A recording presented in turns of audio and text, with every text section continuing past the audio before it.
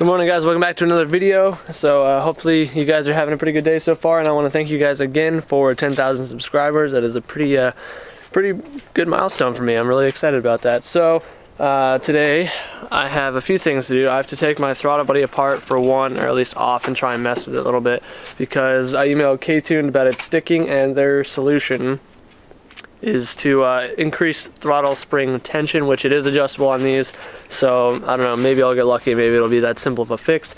But the main thing that I'm doing right now is getting my oil pressure gauge put in, my Glowshift gauge right here. So I just put in my AEM wideband 2 nights ago, so that's all working and whatnot. And I need a retune because I'm running a little bit lean, taking in all the, not a whole lot more air, but yeah, it's a big enough difference that I definitely need a retune. So yeah, oil pressure gauge install. It's gonna be really simple. It's literally just like unscrew sensor, screw new sensor in, plug a wire, tap wire, ground. So easy to do, should only take me a few minutes. I already know where I'm gonna be running the gauge, which is here in the air vent on the left side. But I'm stoked on it. So what are you doing? Yeah, let's get to this. So a lot of people are probably gonna knock for using a Glowshift gauge instead of an AEM gauge. Well, let me tell you, the Glowshift gauge was like $88 and the AEM one was like $160 something, so I'm not paying twice the price for it to do the same thing. I'm sure the AEM may last longer, or at least the sending unit may last longer, and Glowshift actually upgraded their sending unit sensors. Like before, it was like a big, like cheap Chinese looking thing with like 2 plugs on the top for each wire, and now it's like an actual small sensor thing, and it looks good. So on the K series here, it's actually really easy. Can't really see it right here because there's stuff in the way, but the factory oil pressure sensor is down here right underneath the VTEC solenoid, so I just gotta find what size that is and think it's like a 22. But yeah, just screw that new sensor into there, and then you can see my O2 or my wideband harness right there. My wideband harness, which is right here, it's running into the firewall. There's a little grommet down there that's really out of the way, so I'm going to be using that grommet again, so it's nice and tucked out of the way. Actually, no, the oil one I'm probably just going to send through right there, since it's, yeah, I'll do it right there. Yeah, so I'm going to just hop right into this. It'll be good, and then pop the throttle buddy off. Other than the throttle buddy giving me issues, the car is running fine. Other than that, like I said a moment ago, it's running a bit lean. Under mid-range, it's running like 13s, which is fine, which is where it's supposed to be. But as I start climbing up, or if I give it a little less throttle, starts to lean out into the like higher 14s, and at idle it's like high 14s, low 15s, which is okay at idle, I know, but yeah, it's running a bit lean. So I'll hopefully get that fixed possibly this weekend, but I don't know, we'll see. So this is extremely hard to get down here because my camera is large, but the tip of that sensor right there at the tip of my finger, that's the oil pressure sensor. So take my word for it, but yeah, I'll set you guys up on the other side so that way we can kind of see as I pull it out. But yeah, it's just tucked down in here, so easy to access. It's just not with a camera. Alright, so the factory sensor, at least for me in this case, is a 24 mil, so you have to use a deep well. I had to take the VTEC solenoid cover thing off, so get a socket on there, and I only have a big old 1/2 inch breaker bar, so that's what I'm gonna use. But just crack it loose.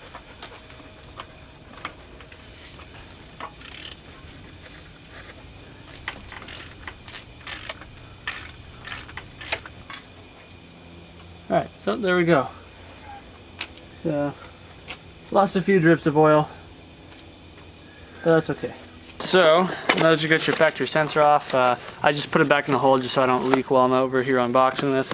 I already opened this, so it's not going to be as pretty looking as when first get the box. So, right here we have the gauge itself, so up to 100 psi or whatever, so I think that should be good for me because I don't think my oil pressure goes any higher, or shouldn't.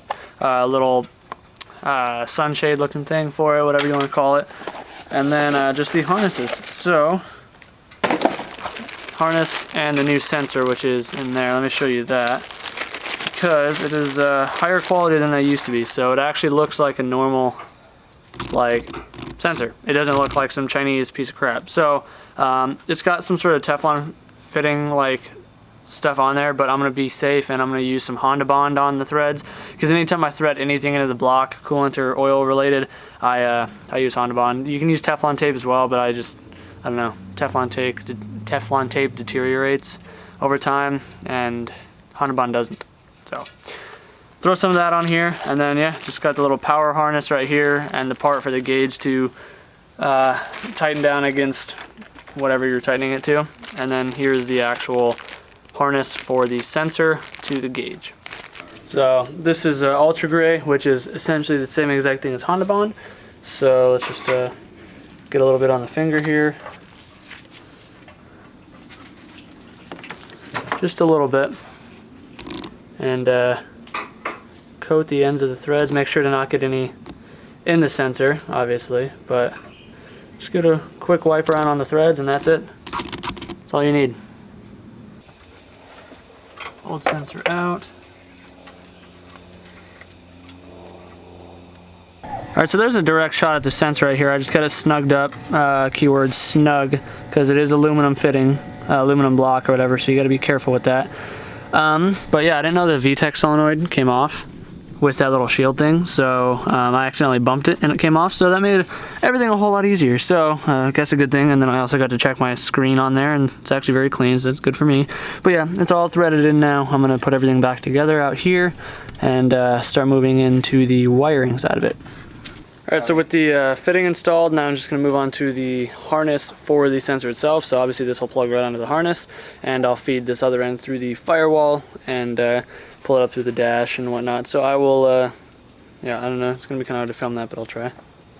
Alright, so I got the wire running through the firewall right there, and then just got the harness right here. Obviously, still got to tuck it up out of the way, so I will just run it straight across, just zip tie it up to stuff up there, and run it over behind the dash to that side, and it'll be good.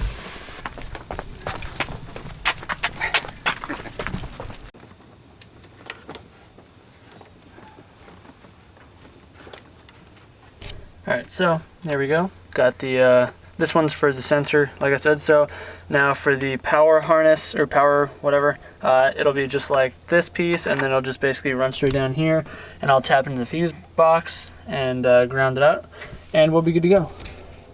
So with the power harness, so there's a red, a black, a yellow, and a orange wire. So basically what you can do is the red and the black obviously for the power and the ground, but then the yellow I believe is for switch 12 volt, and then the orange I believe is for like a light switch. So I'm gonna just do the power and the ground, so that way it just comes on with the car all the time or whatever, and it's always illuminated, because I mean, why not? I don't really need to get all fancy and wire it to my light switch or my headlight switch or anything like that. So I just want the switch to work all the time, because I just simple like that. So yeah, if you want to do the other two, you can do it that way, but I don't want to have half my fuse box full of fusible links or ATA circuits, whatever you want to call them. So you'll need one of these for this as well. They don't send you one, so these are like $4 at AutoZone or O'Reilly's, and really simple, really nifty. But yeah, so gonna have to use one of these. I've already got two others in there for my lights and for my wideband, so I don't want a bunch of these, because you're supposed to use one per wire in there essentially, other than the ground. So yeah, just power and ground for me. Alright, so I got the power wire connected. Now I can just tap into whatever circuit I'm going to use. So for this one, I'm going to just use my condenser fan circuit, because it's ignition source and I don't have a condenser, so it's just for me an open fuse right now. But then obviously this one will just go to ground, and I'm probably going to have to extend this a little bit, so I don't know, we'll see. Alright, so I got it grounded up there, the top ground, and then plugged into the fuse box there. So it's all good to go. I'm going to plug the gauge in and see if it all works. Alright, so I just plugged in my battery switch, and it already has power, so not too sure why that is. It says, because I actually had to end up wiring in the yellow wire, because the orange wire is optional. The other three you need a constant 12 volt, a switched 12 volt, and then the ground. So I don't know why it needs a constant if it's going to be on all the time. Maybe I just use the wrong fuse or whatever. I'll mess with it more, but as for now, it works. I'm gonna just fire it up and make sure it actually works and check for oil leaks and stuff.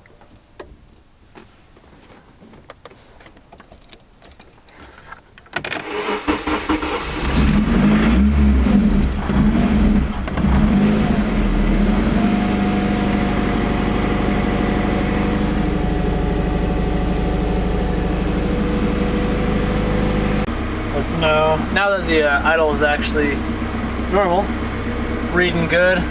It's going up obviously as it should. All that's working. Car's almost warmed up.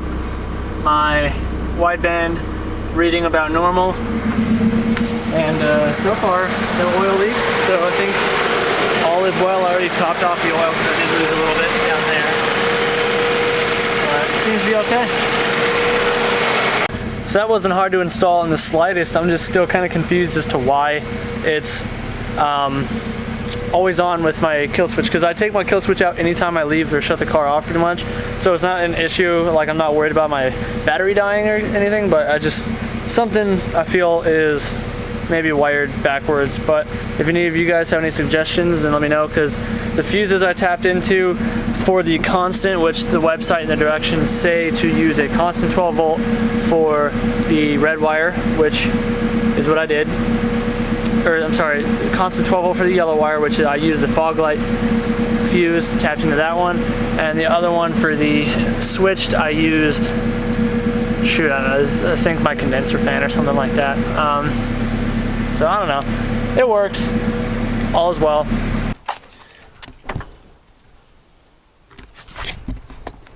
Doesn't look half bad in there. So now that I got all that done, I'm going to pop the throttle body off really quick and try and fiddle with this, because like I said, having issues.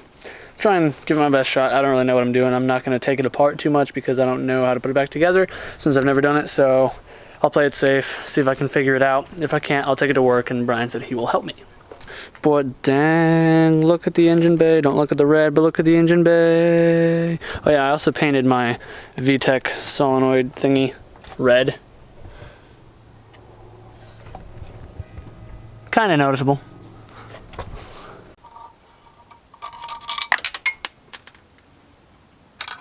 Whoops. Trying to mess with this thing here, and like, I just can't really see anything wrong with it. I mean, there's really no scuffing hardly at all around the edges of it to make me think like it's getting sticky because like sharp edges on the butterfly or anything. But I don't know. I can't figure out how to increase the spring tension either. I got these 5 Allen heads here on the side, but I don't know. I don't really want to mess with that because I've heard that getting them back together is a bit of a pain, so I'd rather just have somebody that's done it before mess with it, so I can at least kind of be taught how to do it. And I can't really find anything on YouTube, but yeah, everything else, like that's it. I don't know. So I'm totally lost here, but it's got to be the throttle body, because I never ever had a sticky throttle before I switched to this throttle body. So I don't see why my TPS would cause my throttle to stick. Like, even if my throttle body is closed, I don't see why it would cause it to hover at like 2,000 RPM or so, and then I have to blip the throttle to get it back down. To me, that doesn't make sense, because like I said, when I'm data logging, my TPS is reading as it should. So it's definitely got to be this. But the spring, you can feel like the spring binding, like it's kind of rough. So I don't know, maybe that does have something to do with it, but I'm gonna have to save this for Brian. So yeah, tune is definitely on the list of things to do right away. And then somebody had mentioned also possibly doing a brake upgrade, and I do plan on doing a brake upgrade right now. I am talking with Brian Hasty at Fast Brakes. He's going to get me a set of CRV calipers with Stop Tech pads and Mini Cooper rotors. It's kind of like another version of a DIY big brake kit. I could probably source the parts out myself and maybe get a little bit cheaper. I'm paying just over $200 for it all. But the perks of doing it with him is that I'm getting everything new, so that's good. And I don't even know, I use blank rotors right now, but they're just stock DA ones, so the Mini Cooper are 11-inch rotors. And that'll make a huge difference. But yeah, my pads right now are just O'Reilly's house brand, which for day-to-day stopping and going, it's really not bad. But obviously I really only drive the car on the weekends, and when I am driving it, I'm usually in the canyon roasting the brakes up. So I'm going to need better pads, which is where the Stop Tech pads come in. And if those aren't the best, then I'm going to be looking into either Hawk pads or maybe EBC pads. I know the Hawk ones have really good reviews and stuff on them, so probably gonna go for those.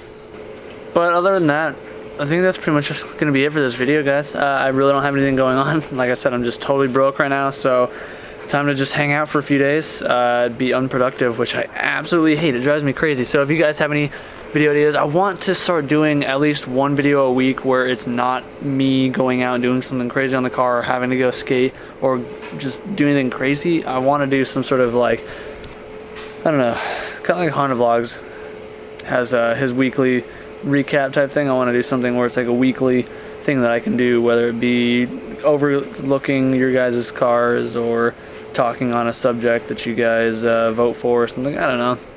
I'm trying to figure it out, but hopefully you guys enjoyed this quick video. Probably quick, I don't know, probably 10 minutes long now. But if you guys enjoyed it, be sure to like, comment, subscribe, stick around. Thank you again for 10,000 subscribers. We're already past 10,100, which hopefully we'll be at 11,000 soon. That'd be sick. So if you guys new to the channel, stick around. Anyways, do what you love, forget about the rest, and hopefully we have some more fun in the next video than this one. Peace out.